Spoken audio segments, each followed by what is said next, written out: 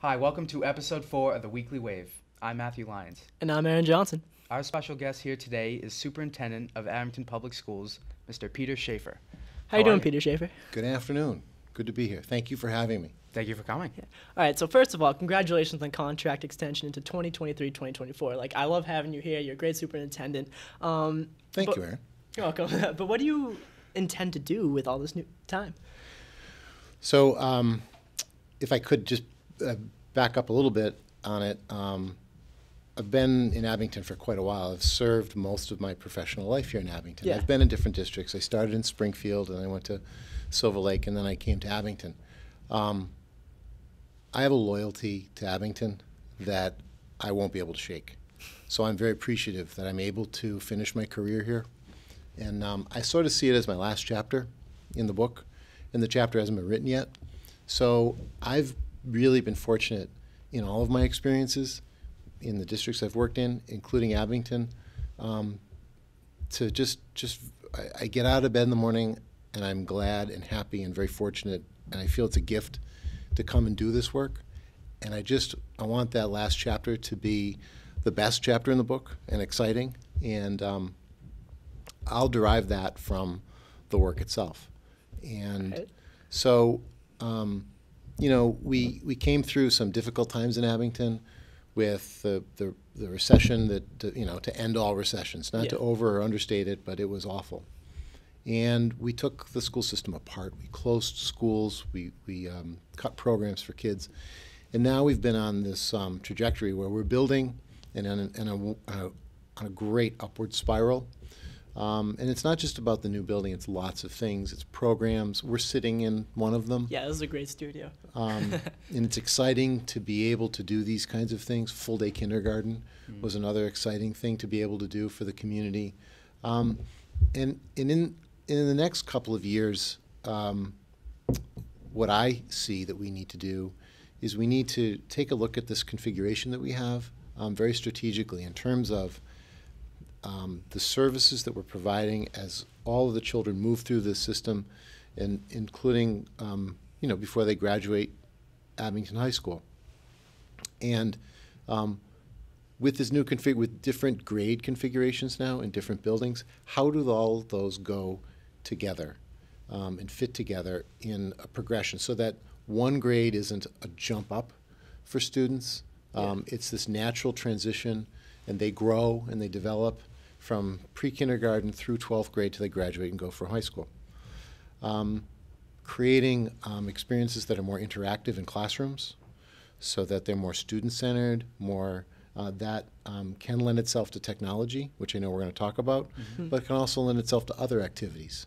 So there are these more student project-based experiences, more engaging. So you can engage in your classes by sitting and listening. You can also engage in your classes by sitting and listening and then doing and creating.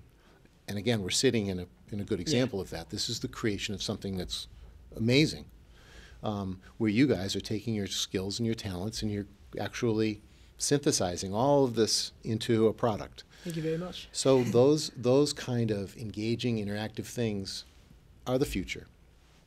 But it's not just because that's a buzzword or a cool thing to do. It's because that's what the world's going to expect of you when you graduate from Abington High School. Those are the individuals that you're going to need to be able to be competitive in our society. So technology obviously goes along with that. But there are other experiences that don't include technology, and I know we're going to talk about technology. So the other piece I think that's important for us in the future is, and it's not a new thing, but society is always new. Society always has new challenges for us. Right. You guys are faced with issues in society, whether they're political issues, whether they're issues of race, whether they're issues of religion, whether they're issues of whatever the issue is. Our society is loaded with challenges. Global warming. I mean, you name it. We need to prepare our students to be ready to meet all those challenges in a place that's a comfortable place socially and emotionally for you to go to school. So we're trying to do all of this while, and this is not a new thing. People have always wanted your schools to be places that people feel comfortable. But I think with the violence in schools, I think with some of the exchanges that are going on in the political forum, not taking a side on any issues, those things play out in schools. Yeah, very true. And so we've got to sort of redouble our efforts around creating a place where if you're going to raise your hand in class, you don't have to worry about haters. Is that still a thing? Yeah. Haters? You don't have to worry about haters. You don't have to worry about people judging you. You don't have to worry about people making you feel bad because you decide to answer a question, you might get it wrong. Because people thrive best in a place where they feel comfortable, where they can be themselves and express themselves and rise to the occasion. And if those things are stunted, we're not providing the best environment possible. So I'm not saying that we're a school system that's inordinately full of haters or not, but I'm saying it's got to be something that we continue to focus on and redouble our efforts because it's one of society's challenges. You turn on the TV these days, and sometimes it seems like the mean people are the coolest main characters like on our shows. The center of the story, basically. Yeah, and so we kind of have to combat that a little bit. So that was a long answer.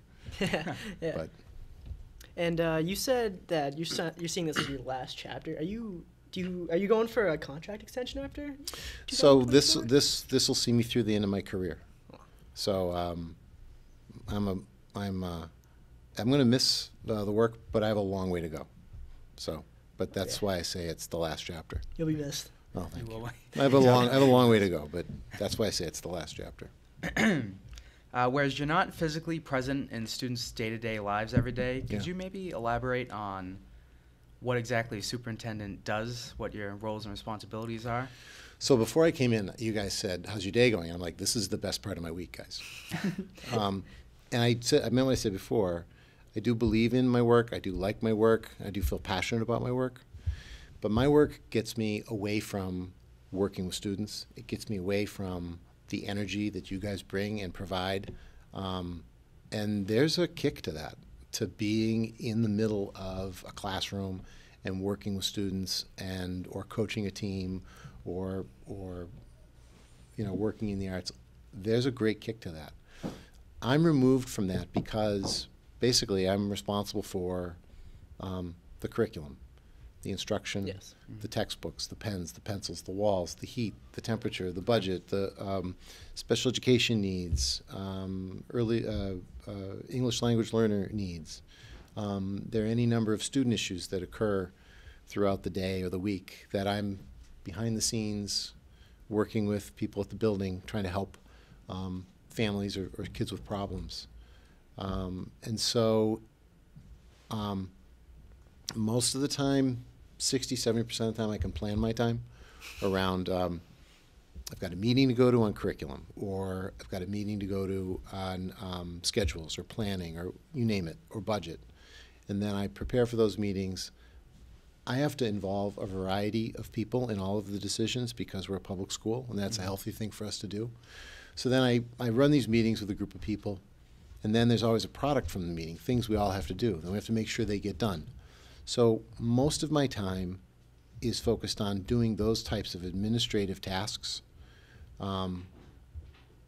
It's because, you started with what's the vision for the future? Where are we going in the next 4? All of those things I mentioned sound really good. Yeah.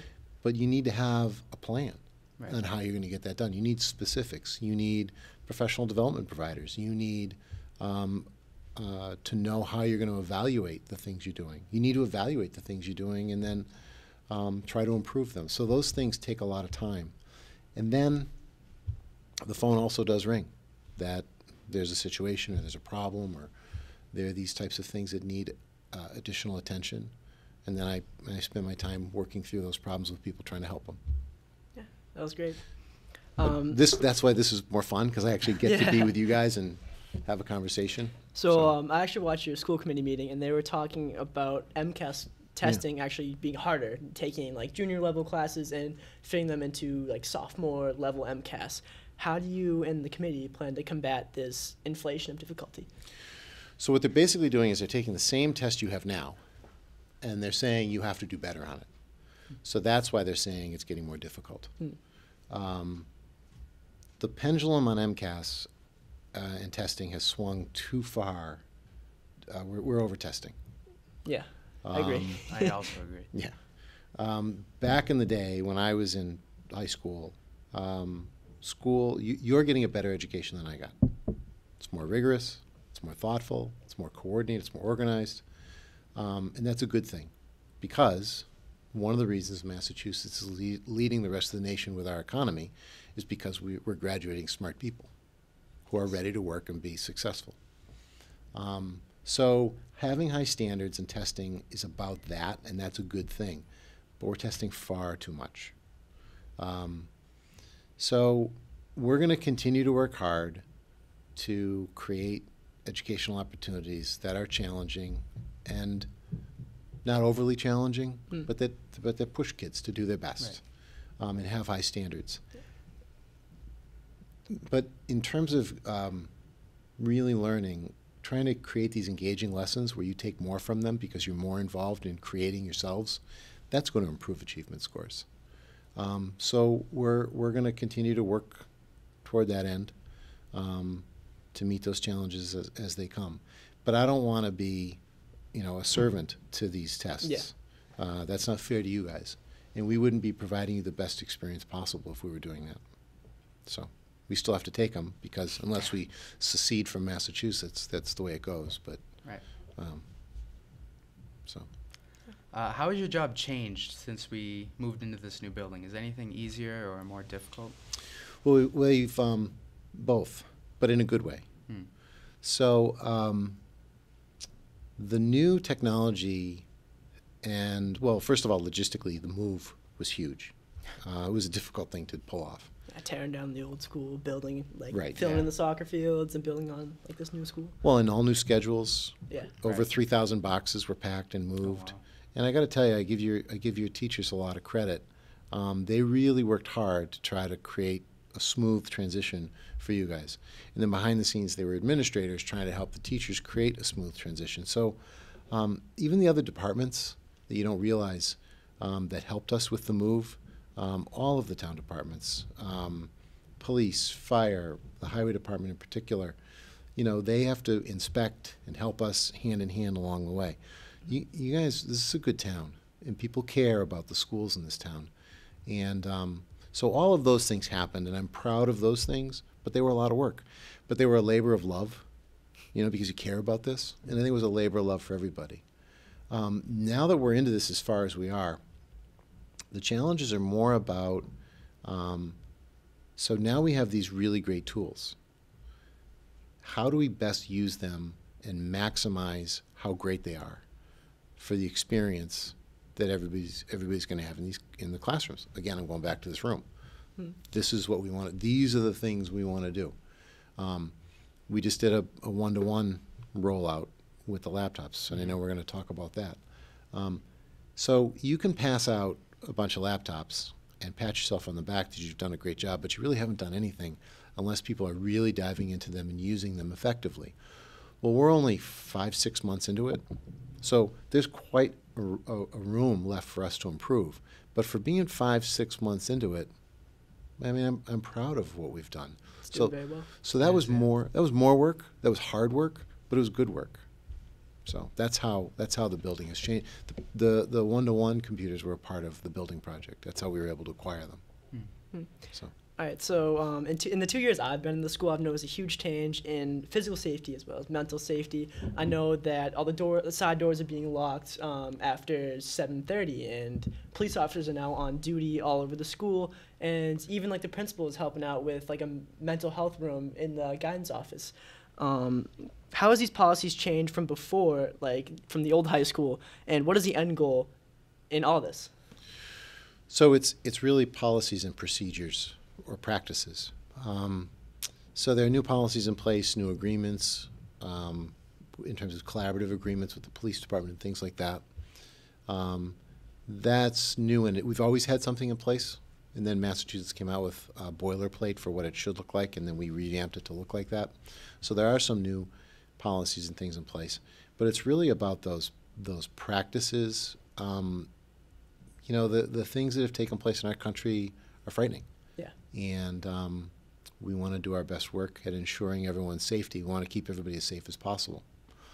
So, as you're doing ALICE training, that's new for Yeah. us. It's very new. Yeah.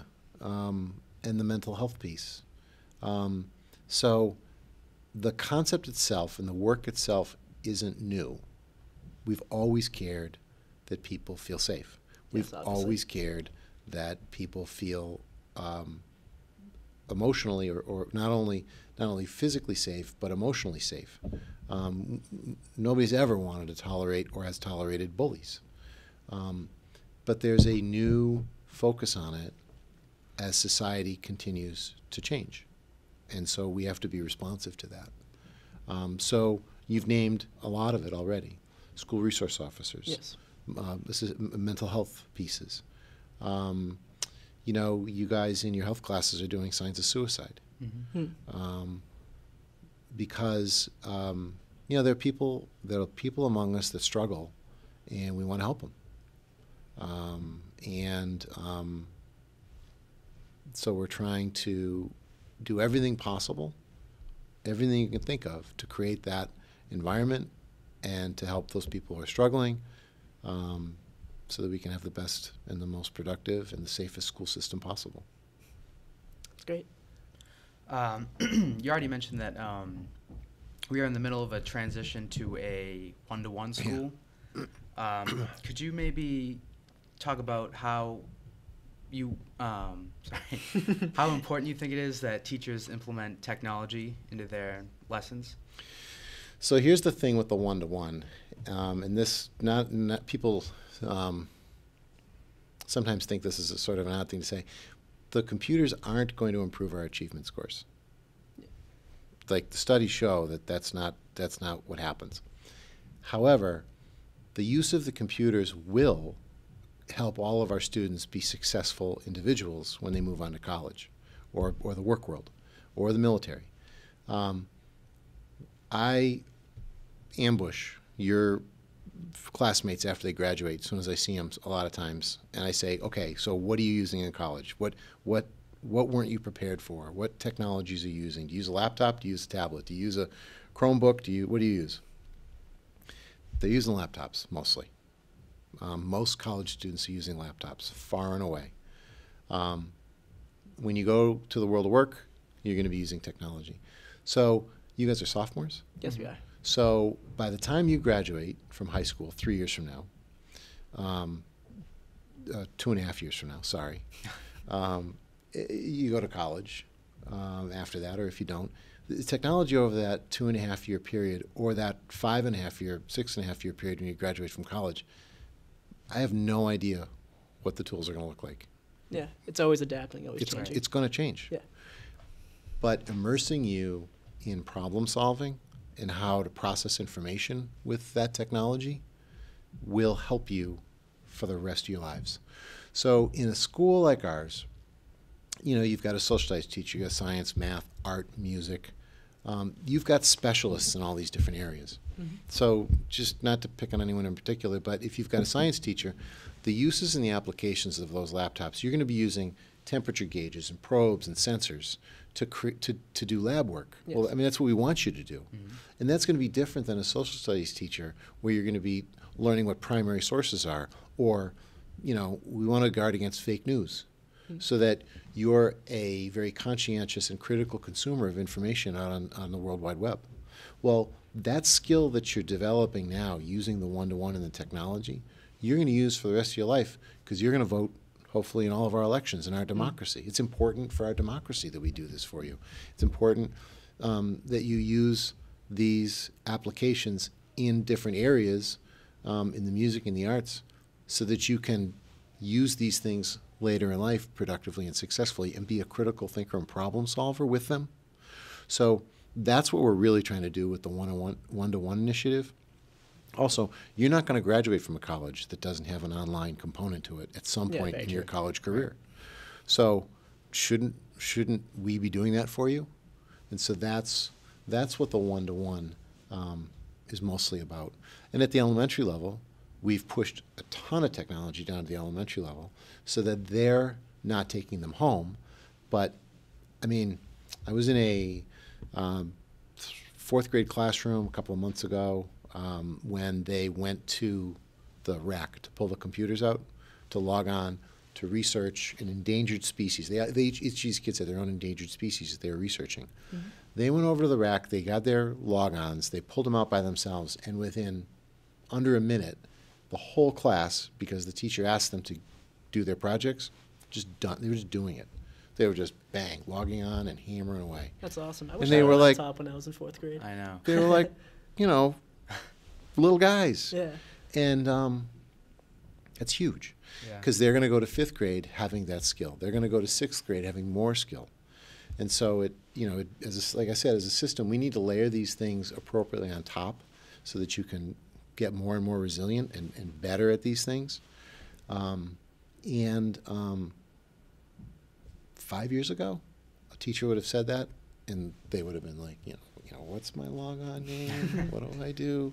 How do I turn it on? When you start working with little guys with a mouse, and you say, move the cursor, move the symbol, move the icon up the screen, move it up, they pick the mouse up off the table because up to them means up. They don't know you roll it forward. Mm-hmm. So these, the integration of technology and digital literacies start at the earliest ages, where kids are learning actually how to drag and drop things at kindergarten. So, That's awesome. Yeah, it's exciting. Yeah. Right. I know it was a long answer.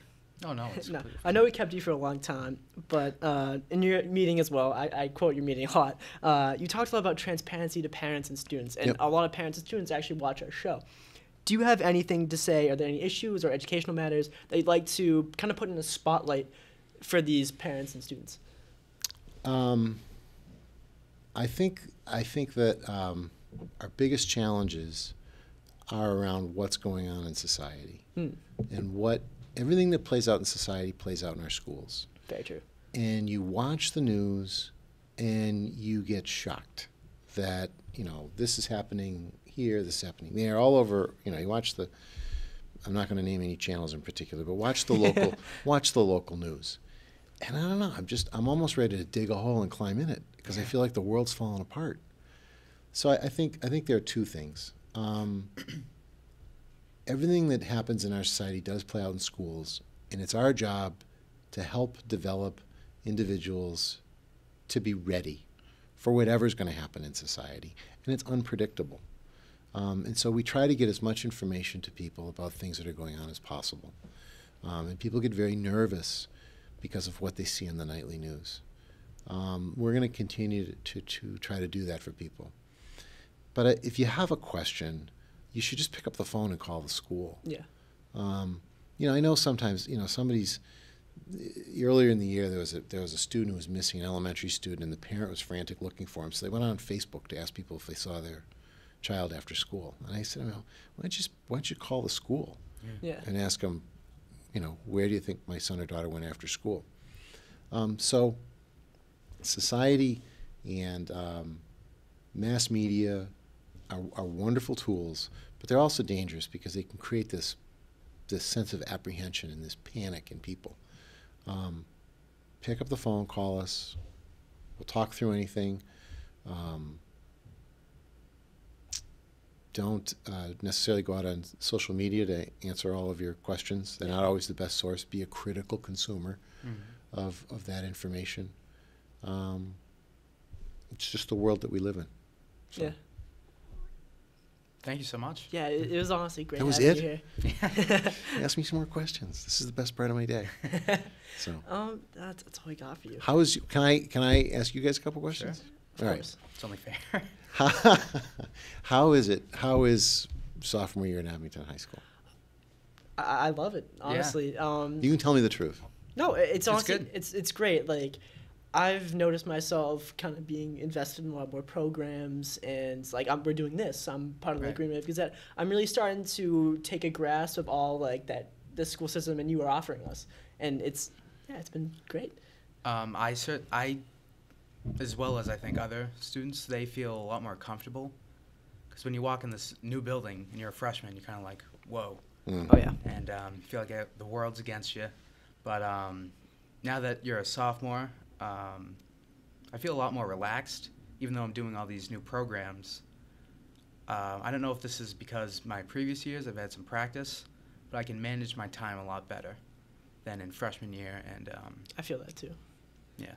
You guys going to think about a career in media somewhere, Oh, somehow? definitely, yeah.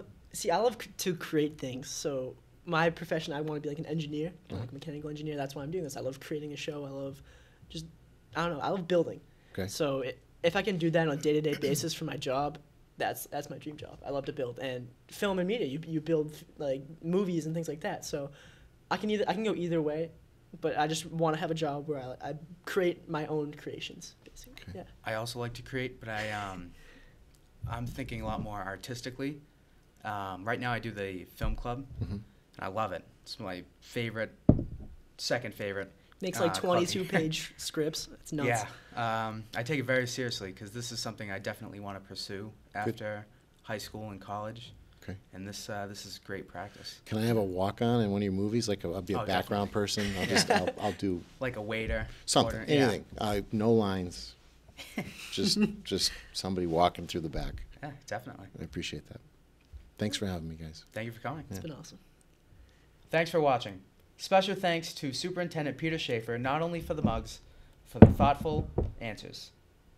Tune in 2 weeks from now to see an all-new episode of The Weekly Wave. Make sure to follow us on our Twitter, Instagram, Facebook, and YouTube at the Green Wave Gazette. Thanks for watching. Goodbye.